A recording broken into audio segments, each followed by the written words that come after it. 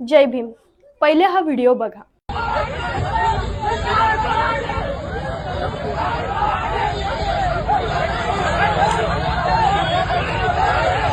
तेलंगणामधील रंगारेड्डी जिल्ह्यातील तेलापूर गावातील ही घटना आहे, ज्या महापुरुषाने आपल्या पूर्ण आयुष्याची राखरांगोळी केली या समाजामध्ये समानता आणण्यासाठी। ही केवळ पुतळ्याची तोडफोड नाही, तर सामाजिक समतेवर, पुरोगामी विचारांवर आणि संविधानाने दिलेल्या मूल्यांवर धाड हल्ला आहे।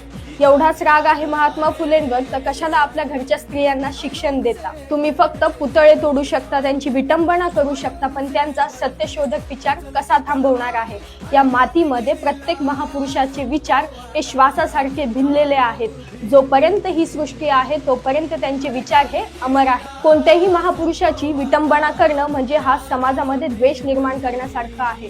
अशा समाज कंटकांचा आम्ही जाहीर निषेध करतो आणि तिथल्या शासनाला यांच्यावरती कठोर कारवाई झाली पाहिजे अशी मागणी करतो। जय भीम, जय संविधान।